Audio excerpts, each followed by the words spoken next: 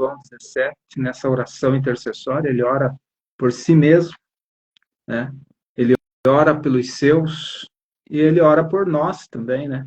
Ele vai dizer, não oro, não peço só por estes, mas por aqueles que virão a crer. Então, naquela oração, antes do Getsemane, não é nem antes do Calvário, antes do Getsemane, onde seu sangue começou a verter em forma de suor, né? Explicamos esse fenômeno na live passada, que a medicina explica, né, esse fenômeno como hematidrose, né, quando numa pressão violenta sobre o ser humano, os microvasos capilares se rompem e se mistura ao suor. Ali Jesus estava com uma pressão do momento mais difícil, né? E esse passa de mim esse cálice que ele no Getsemane, se possível, não era nem a cruz, né? Jesus estava sentindo o maior peso, era a separação do Pai, porque o pecado do mundo todo ia cair sobre ele. E essa hora o angustiava tremendamente, né? A maior dor dele, numa das falas da cruz, é Deus meu, porque foi o quarto grito da cruz, né? Deus meu, por que me desamparaste? Mas antes de falar alguma coisa sobre o que Jesus fez depois,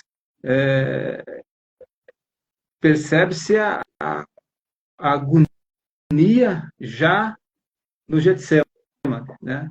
E a crucificação, os cravos, né? A coroa que continuou na sua cabeça, né? Mas mesmo com todo esse sofrimento, Arielso, ele ainda dá 6 brados na cruz do Calvário. Ele morreu, ressuscitou ao terceiro dia, está vivo, né? Apareceu para mais de 500 irmãos, né? Por cerca de 40 dias ainda depois da sua morte. E quando ele foi assunto ao céu, né? Ele deu um imperativo para a igreja, né? Ide por todo o mundo, pregai o evangelho a toda criatura. Quem crer e for batizado será salvo. Note que, na sequência, quem não crer será condenado. Não quem não for batizado. O ladrão da cruz não teve tempo para se batizar. O batismo não perdoa o pecado. O batismo é uma analogia do nosso sepultamento, da nossa morte com Cristo.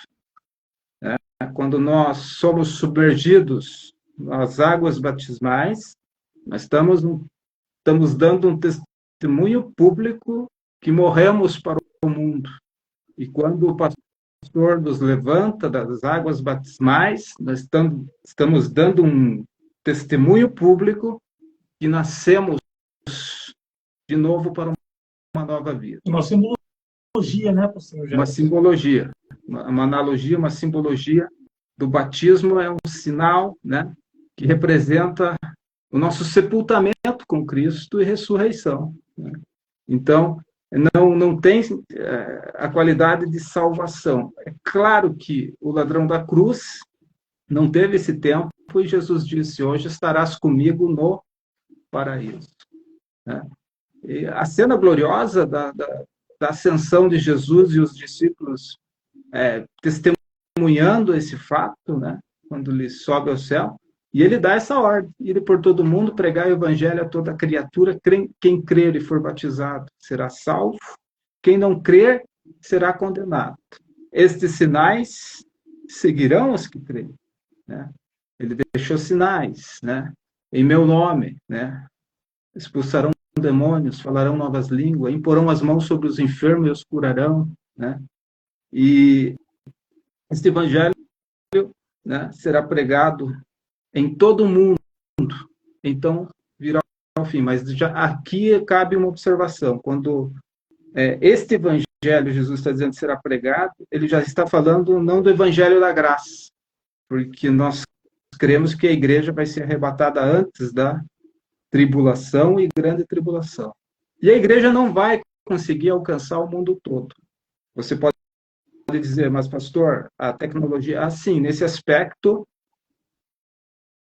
a mensagem está no mundo todo. Mas note que na Ásia, no Butão, por exemplo, um país extremamente idólatra e com uma idolatria tremenda, com muitos dialetos, não há versão da Bíblia ainda para essas tribos. E isso é só um exemplo. Butão, onde ao meio-dia fica a noite de tanto incenso que se faz naquela nação, sem Deus, sem a luz do Evangelho. Então, não haverá, pelos sinais que temos visto, tempo para que a imprensa bíblica estude aqueles dialetos e faça versões bíblicas da Bíblia para muitas aldeias. Então, a igreja será arrebatada, 144 mil jovens de Israel começam a falar da fama de Jesus, depois as duas testemunhas, e quem realmente termina a evangelização, mas daí já não é o evangelho da graça, é o evangelho do reino, porque o reino está chegando, está muito próximo. Né? São 7 anos ali entre começo das dores e a grande tribulação, que é a angústia de Jacó. Né? O anticristo engana Israel, faz uma aliança com Israel, né? Mas quem de fato, nesse período, alcança o mundo todo, é um anjo com o evangelho eterno. Está lá em Apocalipse.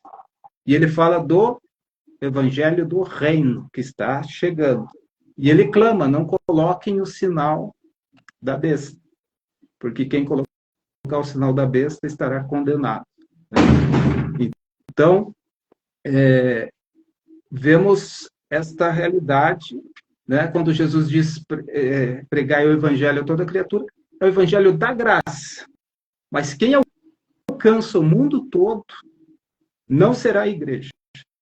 O finalizar mesmo, né, será de um anjo com o evangelho interno, antecedido pelas duas testemunhas e pelos 144 mil jovens de Israel que estarão na terra falando da fama de Jesus. A igreja, nesse período de 7 anos, não estará aqui. Né? Então, Jesus exortou. Lembra que Jesus chegou num cenáculo, eles estavam todos amedrontados, com medo mesmo da perseguição, e ele diz, então, paz seja convosco. Né? Então, aquilo foi uma injeção de ânimo, eles passaram a testemunhar com mais ênfase, com mais poder, né? Não dando a própria vida como valiosa, senão o fato de poder cumprir com sua missão. E a maioria dos discípulos, a história vai nos dizer que morreram como mártires, excetuando João, que tinha um desígnio especial de receber a revelação do tempo do fim, né, Arielson? Então, Jesus fez esse proclamar, né, animou os discípulos, né, e eles, então, perceberam o poder do Evangelho na ressurreição de nosso Senhor Jesus Cristo. Verdade, senhor. Então, salientando e complementando, né, que o amado irmão comentou, falou aqui, o que Jesus fez depois de morrer na cruz, complementando, né, que Jesus é ungido e sepultado num túmulo novo por José de Arimateia, mas ressuscita dos mortos e aparece para muitas pessoas durante um período de 40 dias, quando então ascende ao céu para se assentar à direita do Pai. E por que Jesus salvou a humanidade, pastor Jefferson? Os seres humanos, devido ao pecado original, são escravos de Satanás, do pecado da morte. Por isso, a paixão e morte de Cristo serviu para libertar a humanidade da escravidão de Satanás, da corrupção e da morte, que são as consequências do pecado. Então, devido a isso, foi necessário o verdadeiro e único sentido, que era a vontade do Pai, o sacrifício perfeito, né, pastor Jefferson? Sem dúvida. Jesus, ele termina essa obra, né, e ele deixa aberto o caminho. O escritor aos Hebreus vai dizer que o véu foi agora podemos entrar, né, porque o véu foi rasgado com confiança, com ousadia, né, diante do trono da graça. Entremos com ousadia, com confiança, porque o caminho está aberto. Agora o caminho está aberto. E Jesus cumpriu toda a justiça que Deus exige, né? Não havia um justo sequer, pelo que meu próprio braço trouxe a salvação, né? Então, Deus poderia ter destruído o pecado, destruindo o pecador, já de início. Isso ele fará no fim, porque as pessoas não atentam para o dia da ira, né? Jesus, na sinagoga, leu até o ano aceitável. Quando ele pega os rolos do profeta Isaías, é dada a oportunidade lá para ele lê que o Espírito do Senhor está sobre ele, né? Para evangelizar, para dar vista aos cegos, para pôr em liberdade os cativos, né? Anunciar o ano aceitável. Ele deu até aqui o ano aceitável. E na sequência do texto, e o dia da ira. Mas ali ele não leu o dia da ira, porque ele reservou para João. Mais lá na frente, João era o designado a falar do dia da ira, em Apocalipse, né? Então, ali na sinagoga, ele leu até o ano aceitável, os olhos de todos estavam fitos nele, né? Porque ele disse, isso se cumpriu agora. Mas o dia da ira estava por vir, né? Ele designou João e ele fala, então, detalhes do dia da ira, né? Então, é salutar o que Jesus, né, conquistou. Ele não pagou ao diabo, né? O diabo escraviza as pessoas que saem da proteção de Cristo, né? Por certo, algum diálogo, os amados já ouviram de que Jesus morreu para pagar o diabo. Não, o diabo não respeita nada em termos de justiça. Nós explicamos que ele, como tirano, como senhor desse mundo, ele é cosmos krator no grego, que é aquele que reina pela injustiça, pela tirania, pela violência, né? E também falamos que a palavra Senhor para Jesus Cristo é cosmos curios, aquele que reina pelo poder da justiça. Isaías vai dizer que o cetro dele é um cetro de equidade. Equidade é justiça igual para todos, né? Então, o plano redentor já estava traçado antes da fundação do mundo. Antes da fundação do mundo, o plano de salvação estava traçado. Se fosse ver a Bíblia, né, pastor Jefferson? Desculpe interromper o irmão. Fique à vontade. Sobre o plano perfeito, só quero dar um abraço para o nosso querido irmão André. O pastor André está conosco aqui ao vivo. Irmão, um grande abraço. Ele está de Jundiaí, eu trabalho com ele lá.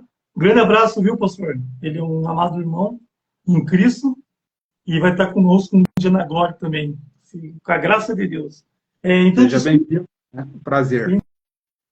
Desculpa interromper, pastor Jefferson. Falando sobre o plano perfeito, né, antes da fundação do mundo, se fosse pegar a Bíblia em mãos, esse projeto estava bem antes da própria capa da Bíblia, né, pastor Jefferson? Ele estava antes da fundação do mundo, antes da queda de Satanás. Então, alegar que Jesus pagou para Satanás é uma ignorância espiritual, literária, bíblica, sem denominação. Não há palavras para descrever que o ser humano pode crer que Satanás respeita qualquer contrato, ele é o acusador, ele chega diante de Deus, os irmãos conhecem a história de Jó, ele chega diante de Deus para acusar. Ele não tem nenhum direito ali de acusar, mas ele é usurpador, ele é tirano, né? Na história de Jó, ele vem e Deus pergunta para ele de onde vens, de circular pela terra e passear por ela, né? De circular pela terra, né? E, e você vê Deus dando um testemunho dos seus servos. Viste meu servo Jó? Não há na terra homem mais justo, né? Interessante que Deus tem o testemunho dos seus servos que são fiéis, né? Davi é o homem segundo o coração de Deus, Abraão é o amigo de Deus, né? Jó, Daniel, né? São exemplos de integridade, né? Então, fica também para nós pensar o testemunho que Deus tem de nós, né? Fica uma introspecção, né, nesse sentido. Mas esse plano, né, é a prova maior de que o absurdo de que alguns têm propagado na internet, que Jesus veio para pagar a Satanás, né? É uma mentira, né? Deslavada mentira. Não há um versículo, não há nada na Bíblia que dê sequer uma sombra sobre isso. Não dá para fazer nem uma inferência bíblica sobre isso, porque não existe, né? Inferência é algo que não está diretamente exposto, mas que se deduz, e mesmo assim uma inferência, para ser uma inferência bíblica, ela é pautada por não só um, mas vários versículos bíblicos, embora não esteja essa verdade diretamente explícita, se deduz de outras passagens que aquilo é uma verdade. Nem isso, uma inferência, a pessoa vai achar na Bíblia para esse absurdo, né, de uma ignorância espiritual, literária, né, de quem fiquei pensando esses dias, Ari, o que leva o ser humano a pensar que Satanás teria que ser satisfeito de alguma forma para que Jesus pudesse recuperar as almas dele. A Bíblia vai dizer primeiro, todas as almas são minhas. Todas as almas são minhas, né? E daí é um dito popular, um adágio popular, que diz que todos os caminhos levam a Deus. Isso é uma verdade. Se você analisar, é uma verdade, né? Porque, primeiro, estarão diante deles a igreja, no céu de luz, né? Coroada, né? Glorificada, arrebatada e ressurreta. Igreja militante e triunfante vão se encontrar nos ares com Cristo e depois subiremos para a glória, ao soar da última trombeta, né? Então esse é o grupo mais feliz, Ariel e amados, né? Depois estarão diante dele os que vão sobreviver às tragédias da tribulação. Princípios de dores, 3 anos e meio, e grande tribulação, os finais, 3 anos e meio finais. Como numa grande colheita, podemos entender isso com o termo remanescente, haverá um remanescente, sim, que será preservado para a salvação. São pessoas que vão fazer parte do reino de Cristo na terra. São as ovelhas, né? E os bodes vão ser lançados no lago de fogo e enxofre, né? Então esse grupo também será feliz, apesar da grande experiência que eles tiveram de dor, de sofrimento, de fuga, de tribulação, eles são sim preservados para a salvação, né? Como numa grande colheita, Jesus é a primícia dos que dormem. Ele foi o primeiro, depois os salvos que morreram em Cristo e que dormem no Senhor. Dormem no Senhor. Não há o termo morte para o cristão, se você for analisar, né? Porque Deus se apresenta e diz, eu sou o Deus de Abraão, eu sou o Deus de Isaac, eu sou o Deus de Jacó, Deus de vivos. E o termo dormir no Senhor em relação ao corpo, porque se o homem é uma tríade composta de espírito, alma e corpo, e a morte se visualiza no corpo, porque o espírito e a alma voltam a Deus que o deu, é por isso que, tombado no sepulcro, o termo bíblico para o crente fiel, para o justo, para o cristão, é dormir no Senhor. E Deus vai dizer muito claramente, eu sou Deus de vivos, porque eles passam assim que... Por isso que é gloriosa a morte dos santos à vista de Deus, porque é fechar os olhos aqui, como você sempre diz, e abrir na eternidade e ser recepcionado pelo nosso Senhor, né? Então, esse grupo é feliz, né? É o mais feliz, a igreja. Depois, os que são preservados, né? Também parte dessa colheita, né? Isaías vai expor assim como numa árvore, quando o fruto fica no ponto mais alto, ou que caem pelo chão, e a ordem de Israel era que não colhessem esses frutos, mas deixassem para o estrangeiro. Mas tem uma representação espiritual muito grande, vai falar desse remanescente que foi deixado ali, mas será preservado, né? A salvação faz parte da grande colheita de Deus, né? E o grupo mais infeliz, e milhões vão estar nesse grupo, são os que rejeitaram a Cristo, que estarão, né? E nesse aspecto eles vão ter que se dobrar, todo joelho se dobrará, toda língua confessará, quer que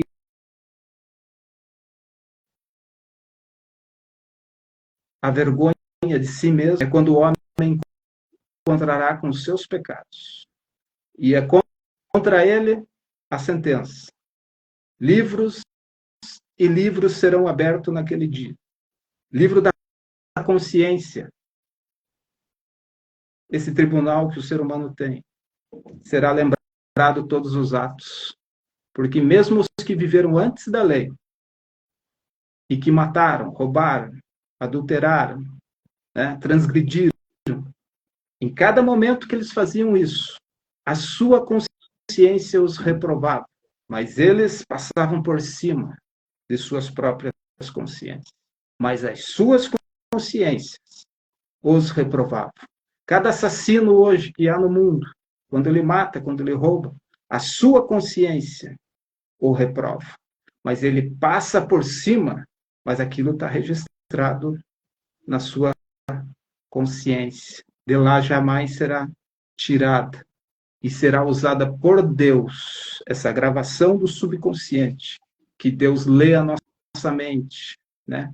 E o subconsciente, ele é interessante porque o consciente é a nossa mente que percebe as coisas, mas tudo que nós recebemos de educação dos pais, dos avós, né? A nossa cosmovisão, ela se armazena no subconsciente. É como um HD, né? Por isso que é necessário você quebrar paradigmas dentro da própria igreja, né? Uma visão errada de cristianismo precisa ser quebrada.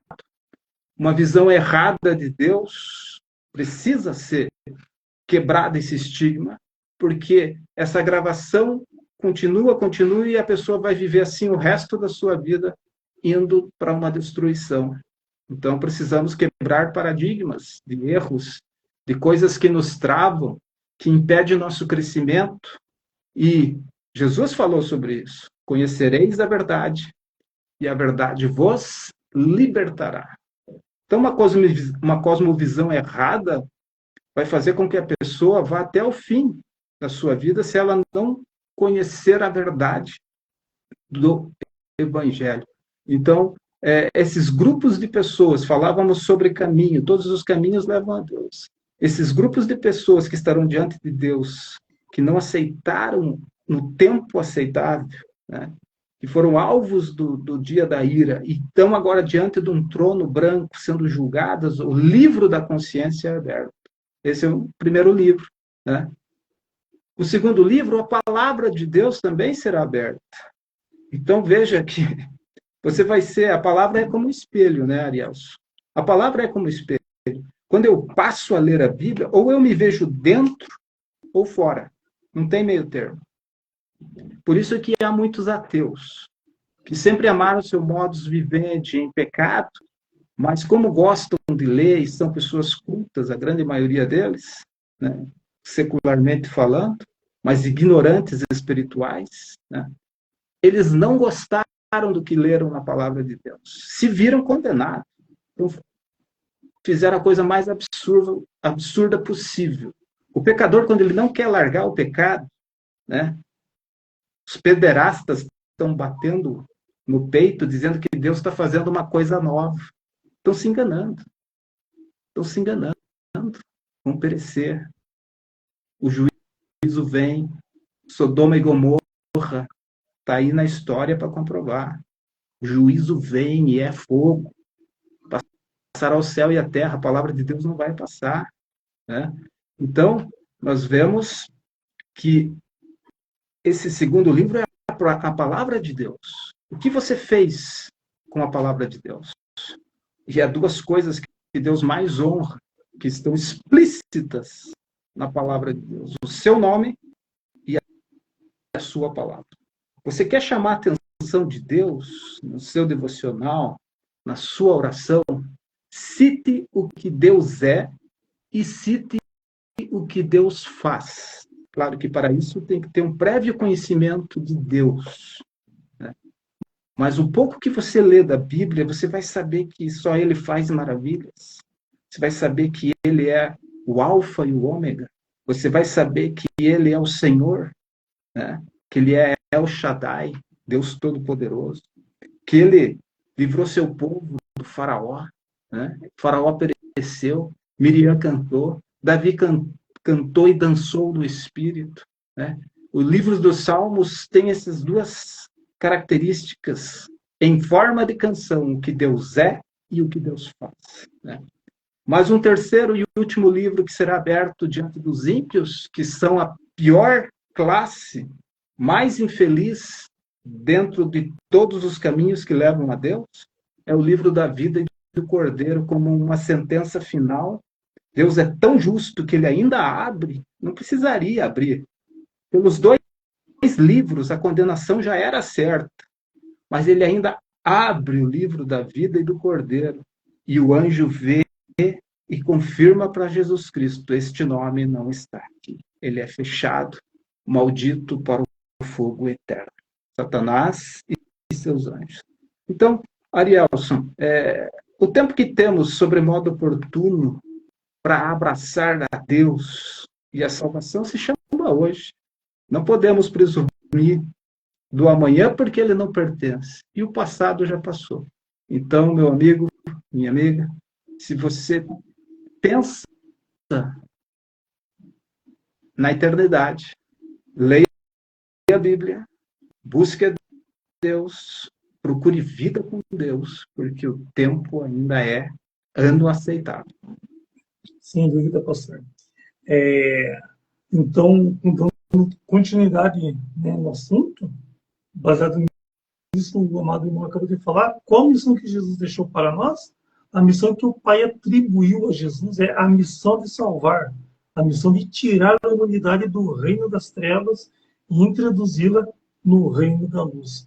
É o que está acontecendo hoje, né, pastor? Hoje, se nós formos acessarmos a internet no YouTube, o que pessoas que falam, que conhecem a palavra, não se fala no YouTube outra coisa, não ser olhem os sinais, o anticristo já está entre nós, falam tanto do anticristo, mostra tipo, o medo se ficar, mas não fala da verdadeira, qual que é o real objetivo do anticristo na Terra, que está tudo sendo isso orquestrado pelo próprio Deus, né, professor Jefferson? Em vez de ensinar e mostrar um caminho de santificação, arrependimento, consagração, em vez de falar isso, o foco nos últimos dias e viver mais na presença de Deus, porque aí entram os temas que nós já falamos em lives anteriores sobre o medo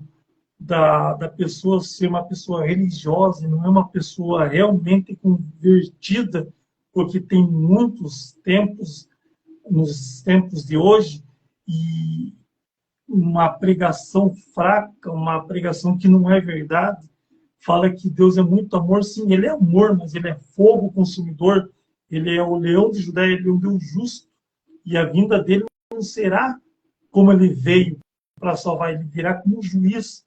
E isso não está sendo falado, né, pastor Jefferson? Hoje é o evangelho fast food, né? Comida rápida.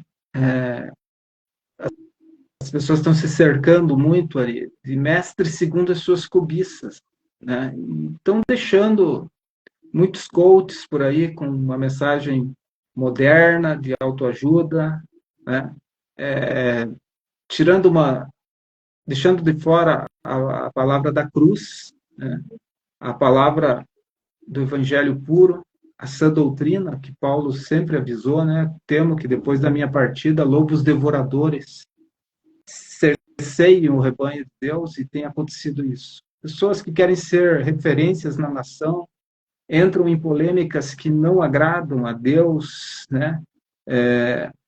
E querem ser uma referência, mas Jesus deixou uma marca para nós atentarmos, né? Pelos frutos conhecereis, né? Você não pode tocar na cabeça de um lobo sem que ele mostre os dentes. Então, tem muitos homens que se dizem pastores, que são afamados, que estão mostrando os dentes aí na mídia, né? Não respeitando autoridades, cobrando autoridades como se o papel da igreja fosse o mundo de César, né? E não é esse o papel da igreja de Cristo. O papel da igreja de Cristo é nas regiões celestiais por Cristo Jesus. A nossa guerra não é contra a carne nem contra o sangue, mas esses pastores querem fazer uma guerra, levam milhões de pessoas para as ruas e começam a cantar como se eles fossem os causadores dessa multidão. E realmente são, porque essa multidão também, ela não sabe discernir a mão direita da esquerda. Porque o que a Bíblia diz? Entra no teu quarto, fecha a tua porta, e Deus que te vê em segredo te recompensará. Se a Igreja de Cristo no Brasil fizesse isso, a nossa situação podia ser revolucionária no mundo. Mas porque ela não faz isso, e ela nutre pecado, é que Deus entregou a nação à situação que está hoje, né? Mas tem como curar a nação se o meu povo, que se chama pelo meu nome, se humilhar, confessar os seus pecados, né? E se humilhar, buscar a minha face, que é algo muito mais do que uma mera oração, é buscar a face. Aí está falando de intimidade. Poucos homens de Deus com intimidade com Deus, né? Muita intimidade com Mamon. Mostram-se com seus carrões na internet, com suas mansões, como se isso fosse resultado de um ministério profícuo. Não é. Multidão nunca foi resultado de um ministério vitorioso, né? Jesus mesmo, ele nunca se impressionou com a multidão.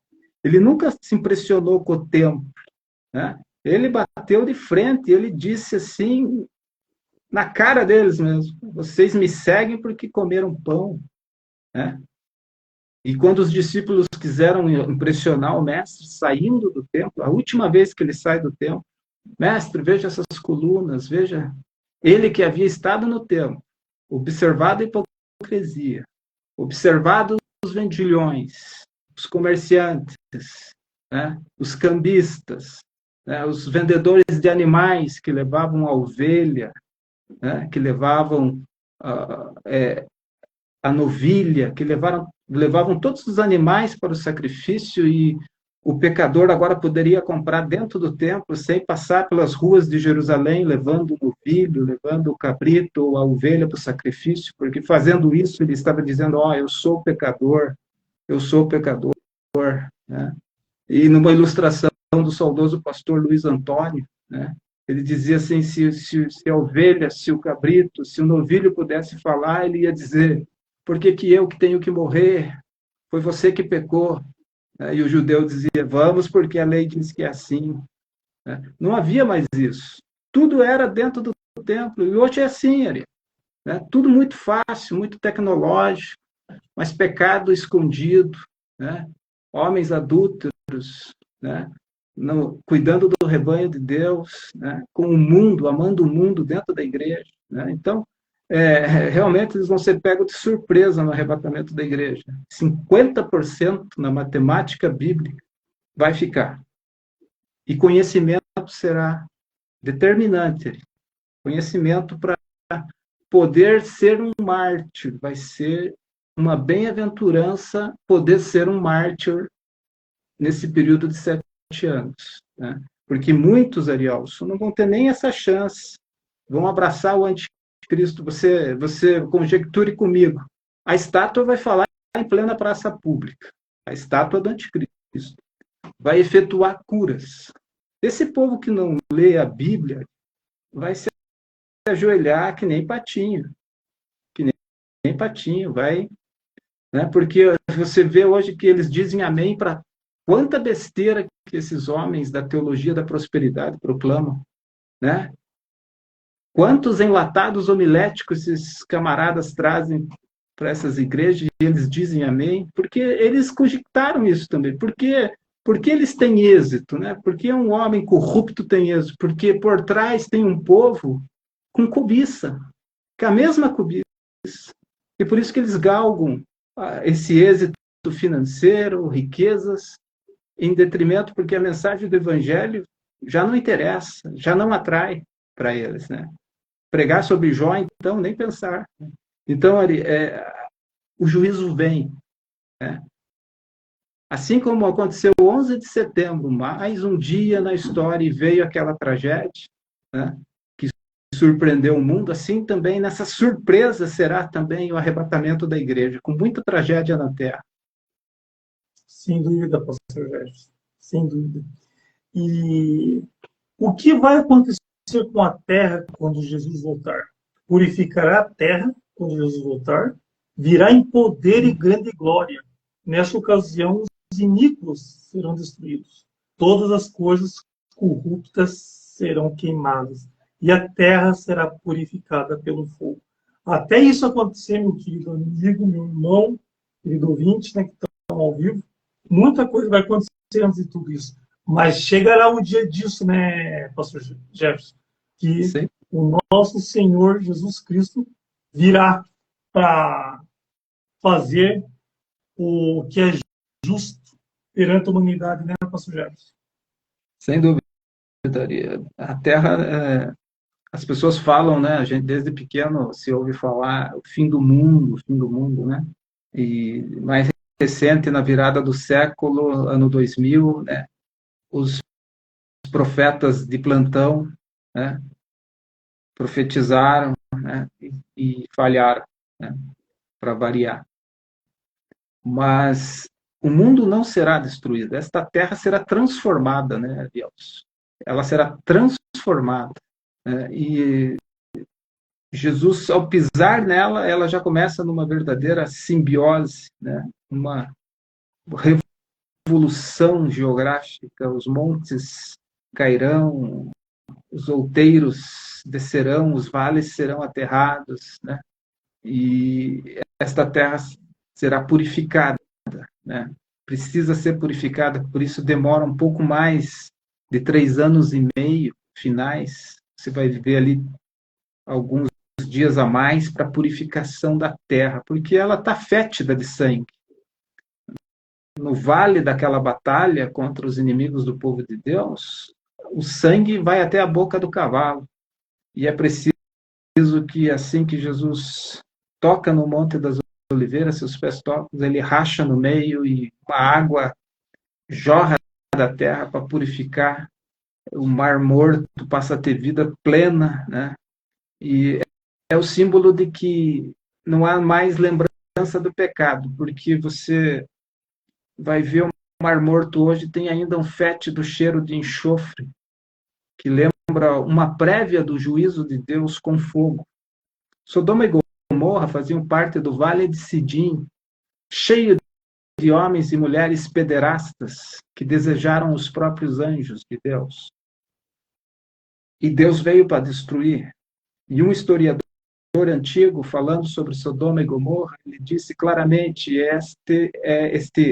falando sobre o Mar Morto, melhor dito, este é um sinal vívido para todas as gerações do que Deus vai fazer com os ímpios. Mas quando Jesus tocar a terra, esse mar morto vai ter vida em abundância, porque não vai ter mais nem lembrança do pecado. É nesse momento que o Cordeiro de Deus está literalmente tirando o pecado do mundo. Então, é muito melhor para o ser humano se render a Cristo e deixar que Ele tire o pecado da tua vida, como tirou da minha vida, Nós permitimos porque nós conseguimos entender que há um juízo, há uma justiça e que nós somos pecadores. O Espírito de Deus nos convenceu do pecado, da justiça e do juízo.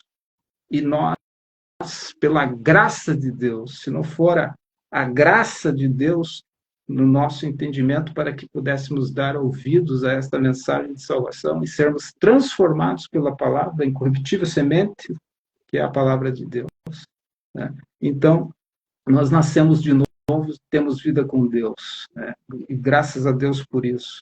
Então, essa água purificadora purifica porque agora Deus está tirando o pecado do mundo, literalmente matando o pecador. Sem dúvida, pastor.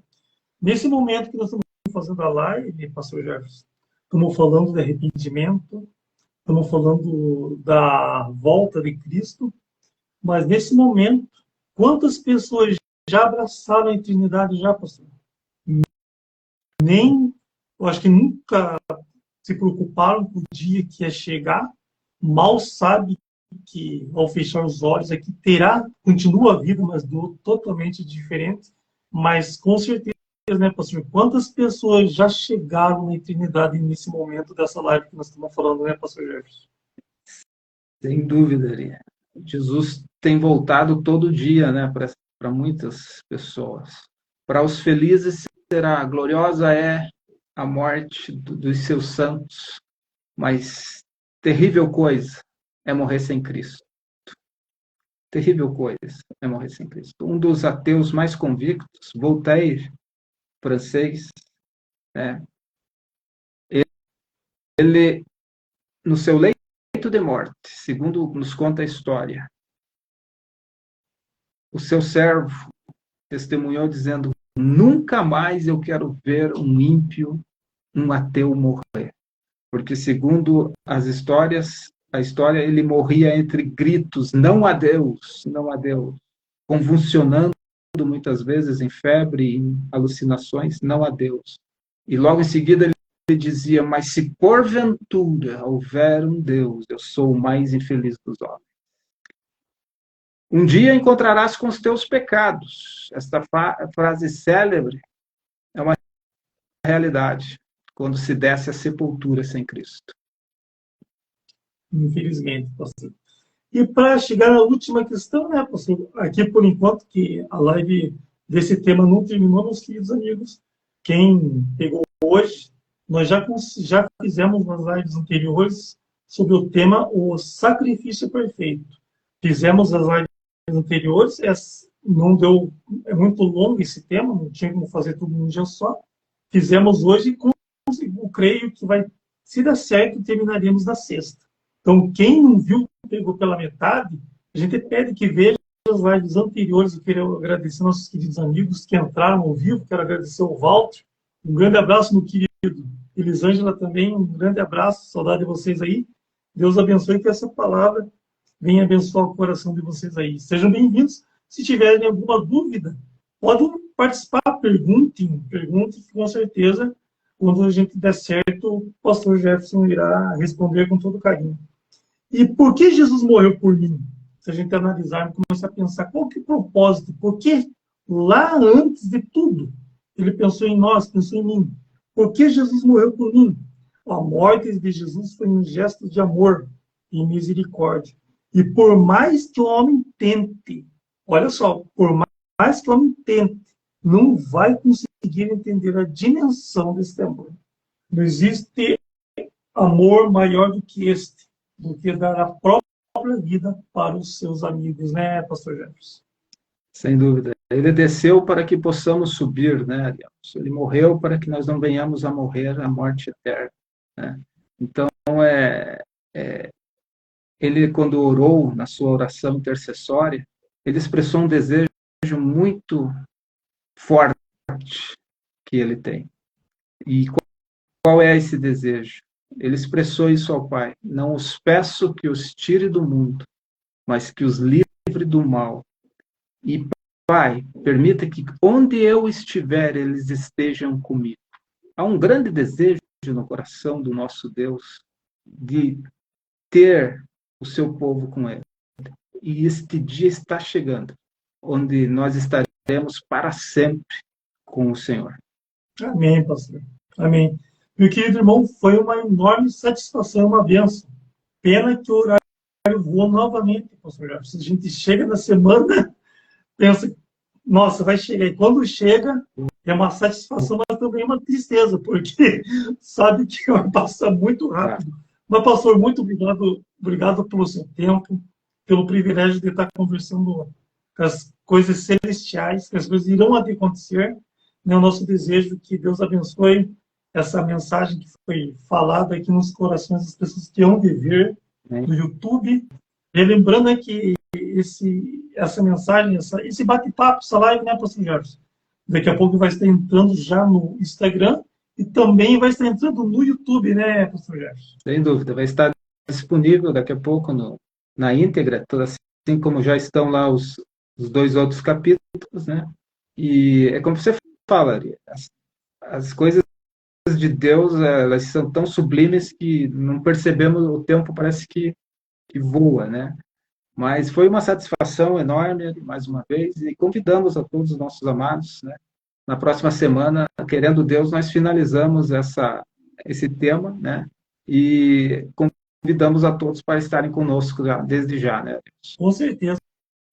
E pense muito nesse assunto, meus queridos amigos, irmãos, amigos.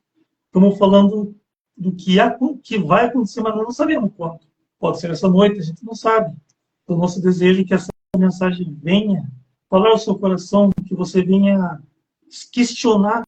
E se você nunca teve esse tipo de pensamento, que há um Deus, saiba que existe um Deus e Ele quer que você esteja com Ele. Se arrependa dos seus pecados. Nós somos miseráveis pecadores, necessitamos da graça do Senhor. E Ele quer que você esteja com Ele na glória. Que essa mensagem venha falar ao seu coração e abençoe grandemente você e sua família. E estejam seguindo, então, o pastor Jefferson, no canal do YouTube, Jefferson Renato Ribeiro, as lives estão lá, essa também estará indo. E esteja também ativando lá na página do Instagram, Dual Logos, que em breve as lives serão feitas por lá. Estejam fazendo perguntas, alguma dúvida, esteja mandando para nós lá, que com certeza o pastor Jefferson irá responder. Meus queridos amigos e irmãos em Cristo, uma ótima noite na presença de Deus. Pastor Jefferson, um grande abraço, meu querido irmão. Deus abençoe grandemente e até em breve, se Deus quiser, pastor Jefferson. Deus abençoe, Ari.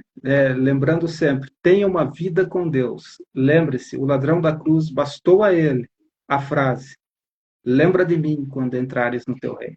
Que Deus te abençoe e a todos. Grande abraço, meus queridos.